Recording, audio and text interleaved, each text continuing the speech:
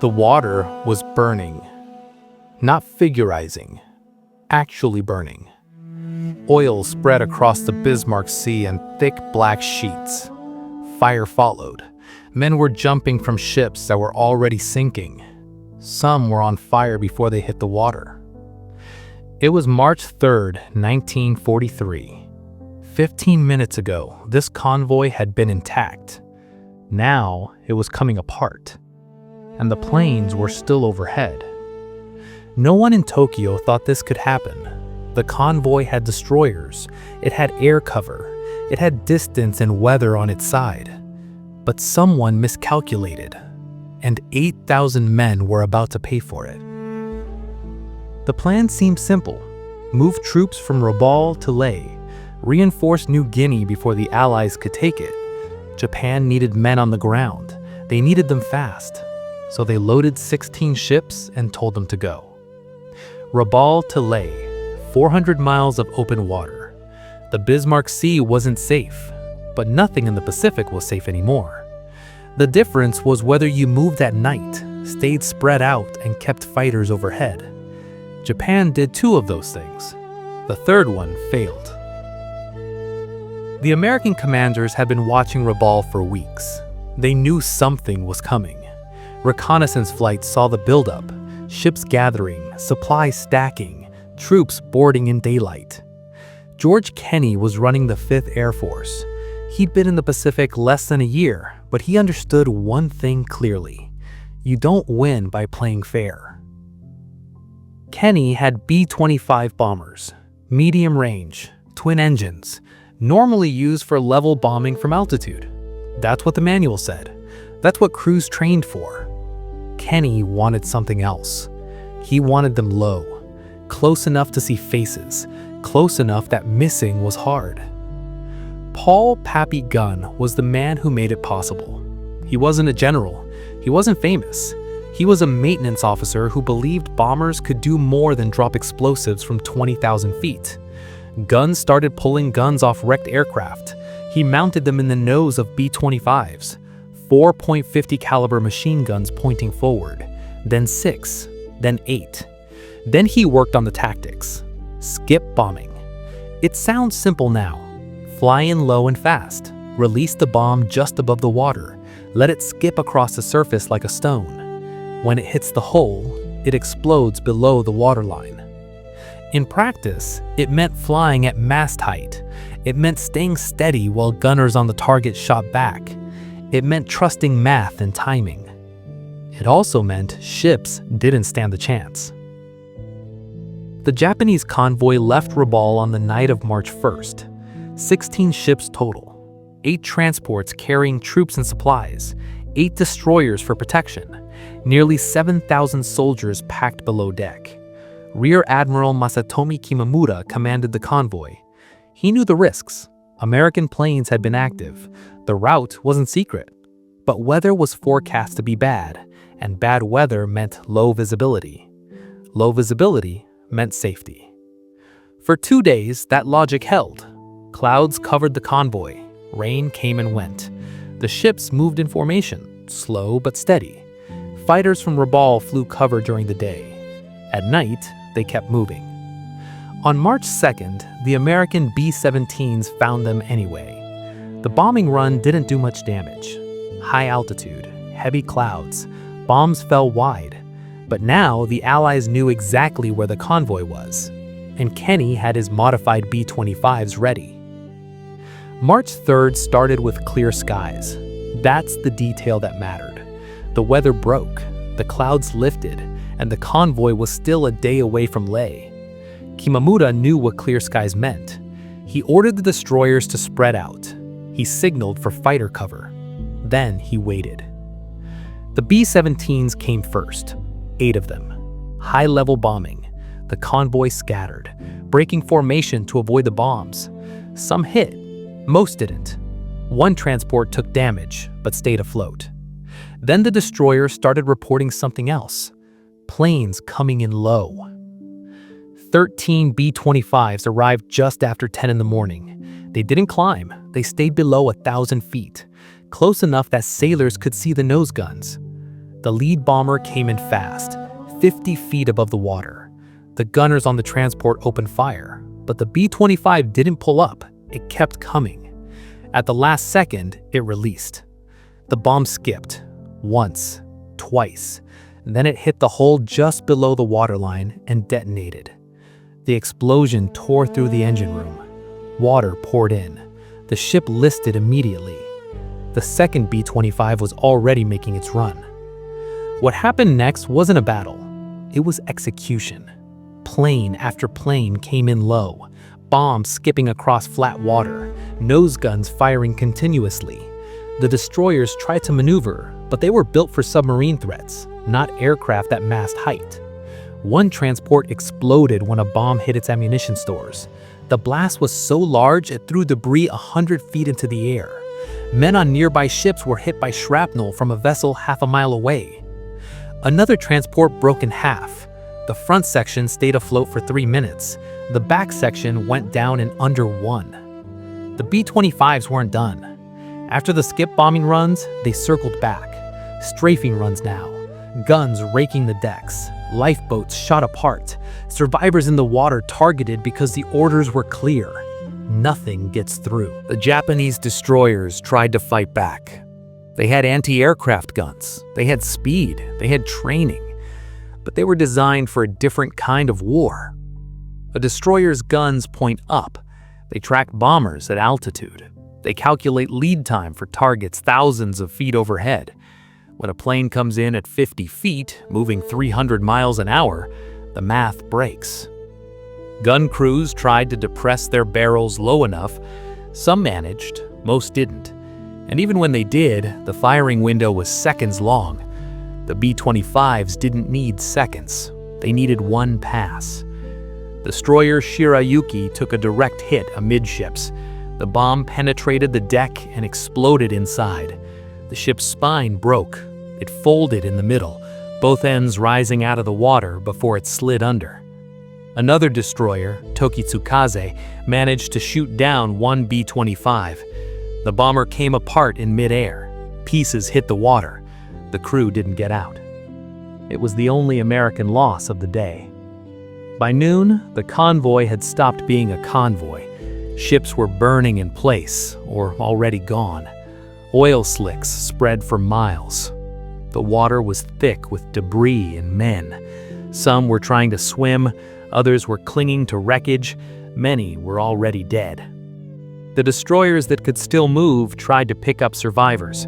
They pulled men from the water while staying alert for another attack, because the attacks kept coming. American aircraft rotated in and out. When the B-25s ran low on fuel or ammunition, they left. Other planes arrived. A-20 attack bombers, more B-17s, even P-38 fighters, strafing anything that moved. The Japanese fighter cover finally showed up in the afternoon. Too late. The transports were gone, the destroyers were scattered, there was nothing left to protect. Dogfights broke out above the burning wrecks. The Japanese pilots were experienced, but they were outnumbered and low on fuel. Most turned back to Rabaul. The ones who stayed didn't last long. Rear Admiral Kimura watched his command disintegrate from the bridge of destroyer Shikinami. He'd done everything doctrine required. Spread formation, evasive maneuvers, return fire. None of it mattered.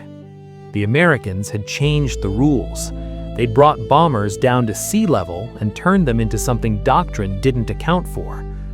By mid-afternoon, Kimura gave the order. Abandon the mission, save who you can, return to Rabaul. 4 destroyers were still operational.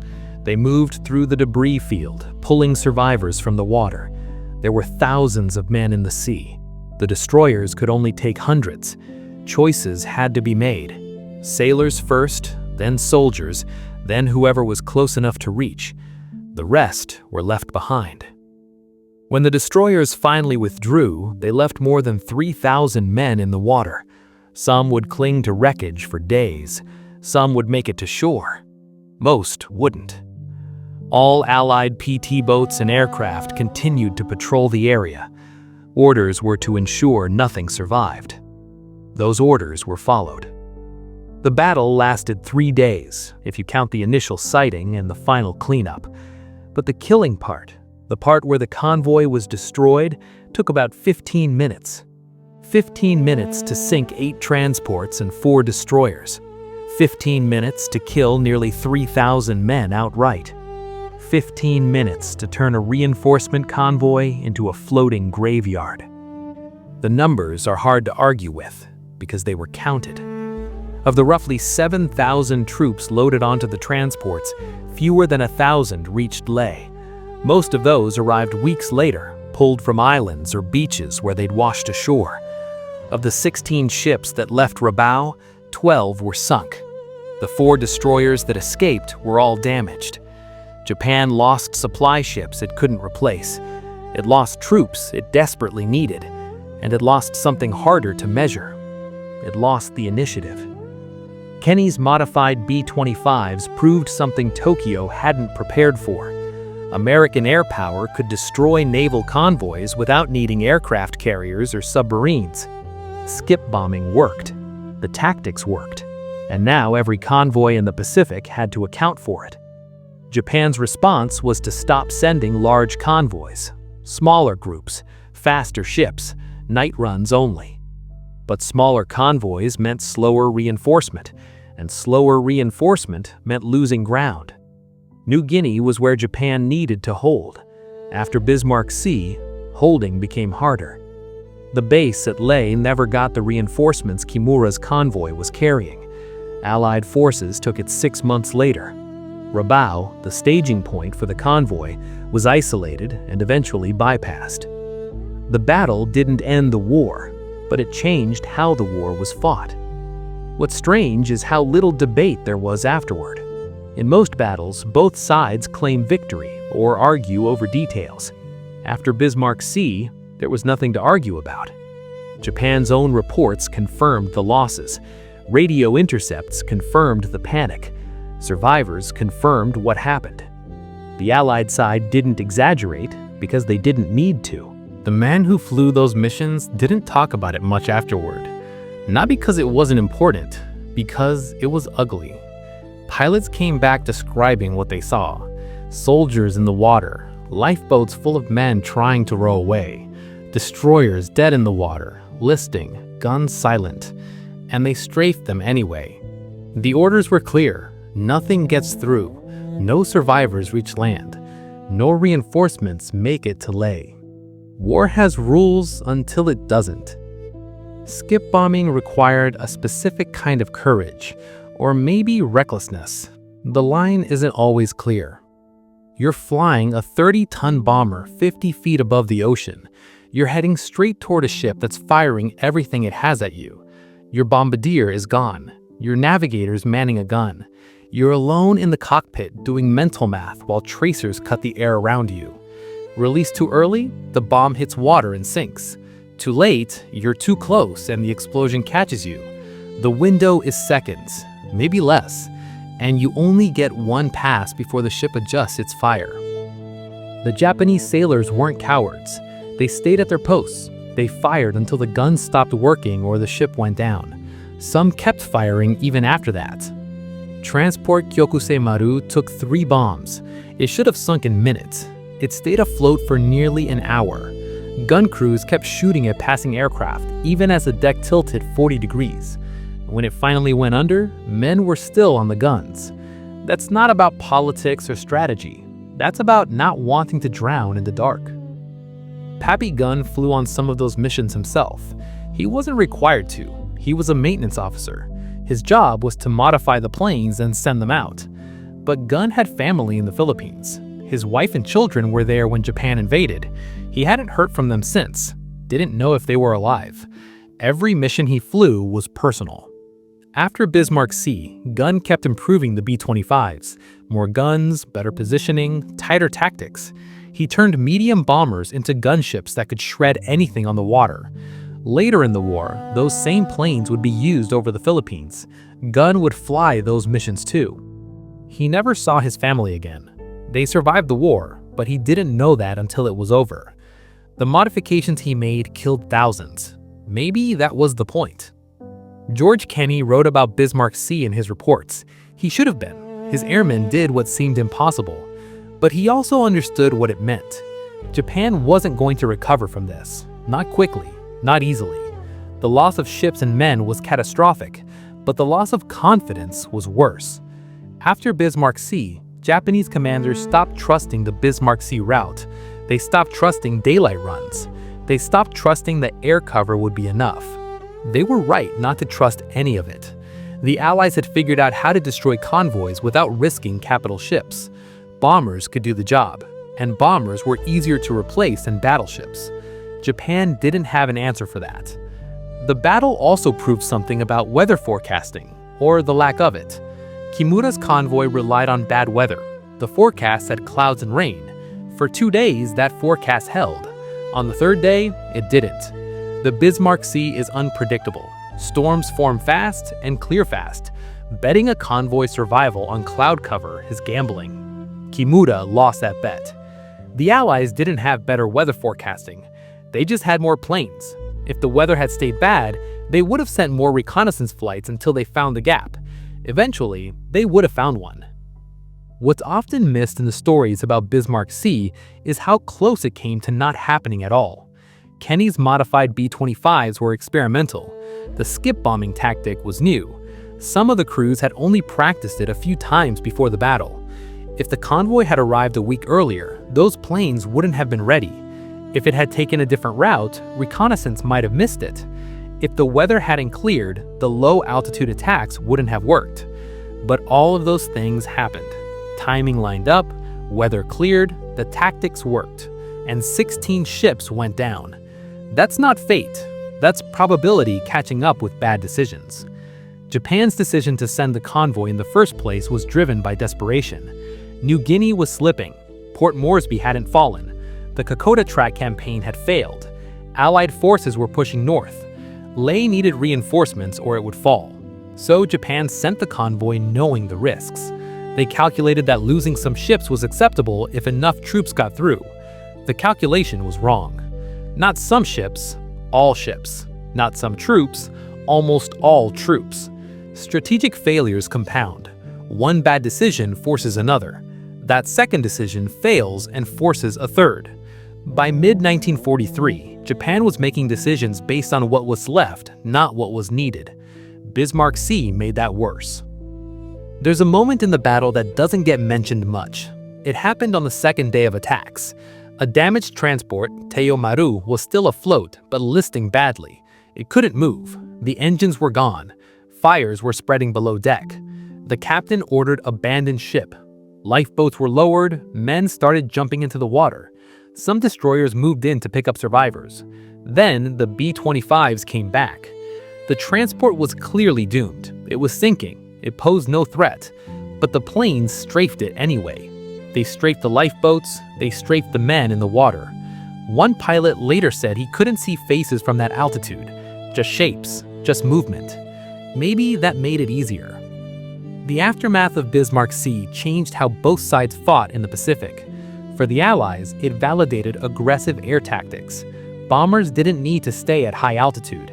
They could get low, hit hard, and disappear before the enemy adjusted. That approach spread. B-25s with nose guns became standard in the Pacific theater. Other units adopted skip bombing. The tactics Gunn and Kenney developed at Bismarck Sea were taught to crews across the region. For Japan, the lesson was darker. Convoys weren't safe. Daylight wasn't safe. Air cover wasn't enough. The only option left were submarines and fast destroyers running at night. That meant smaller loads, slower resupply, less ability to reinforce collapsing positions. Island garrisons that needed thousands of troops got hundreds. Bases that needed months of supplies got weeks. Slowly, then quickly, Japan's defensive perimeter began to contract. There's a tendency to romanticize battles, to find honor in the chaos, to talk about bravery and sacrifice and duty. Bismarck Sea doesn't fit that pattern. It was efficient, clinical, one-sided. The kind of fight where one side had every advantage and used them all. The Japanese sailors and soldiers fought because they had no choice. The Allied pilots attacked because those were the orders. No one involved thought it was glorious. They thought it was necessary. After the battle, the Bismarck Sea stayed dangerous for weeks. Debris floated for miles. Bodies surfaced as the ships broke apart underwater. Oil slicks burned themselves out slowly, leaving rainbow patterns on the surface. Allied patrol boats moved through the area looking for survivors, not to rescue them, to make sure none reached shore. Some did anyway. Small groups of Japanese soldiers washed up on the islands scattered throughout the region: New Britain, New Ireland, smaller atolls with no names on most maps. They weren't welcome. The local populations had already been caught between two empires. Some helped the survivors, others didn't. A few Japanese soldiers lived in the jungle for months. A few made it back to Rabaul. Most didn't make it anywhere. The battle's timing mattered more than the battle itself. March 1943 was when the Pacific War's momentum shifted. Not all at once, not obviously, but the signs were there. Guadalcanal had been secured a month earlier, Japan's first major land defeat. The myth of Japanese invincibility was already cracking. Bismarck Sea broke it further. 2 catastrophic losses in 2 months, both in the South Pacific, both irreplaceable. Tokyo couldn't hide these defeats. The losses were too large. Reports filtered back through military channels. Families stopped getting letters. Ships that were supposed to return didn't. Japanese civilians didn't know the details, but they knew something had changed. Intelligence intercepted Japanese radio traffic after the battle. The messages were frantic, desperate requests for air support, damage reports, casualty counts. Then silence. Codebreakers noted something unusual. After Bismarck Sea, Japanese naval codes changed. Convoy routes were discussed less on radio. More communication happened through courier. That might seem like a small detail. It wasn't. When an enemy stops using their primary communication method, it means they don't trust it anymore. And when they don't trust their communications, coordination suffers. Ships don't know where other ships are. Air cover arrives late or not at all. Reinforcements go to the wrong place. Bismarck Sea didn't just sink ships, it created doubt.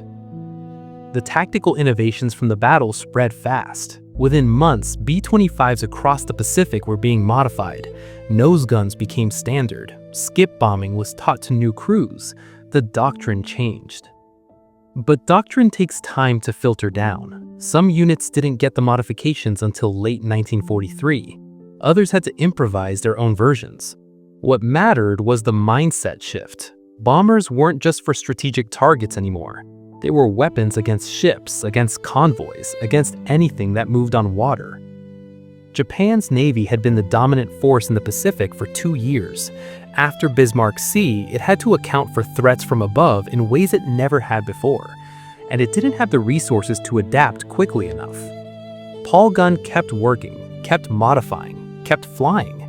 He added rockets to some B-25s. He experimented with different gun configurations. He tested new bombing techniques. His modifications weren't always approved through proper channels. Sometimes he just did it and asked for forgiveness later. Kenney let him, because Gunn's unauthorized modifications kept working. By 1944, the B-25s Gunn had modified were among the most feared aircraft in the Pacific.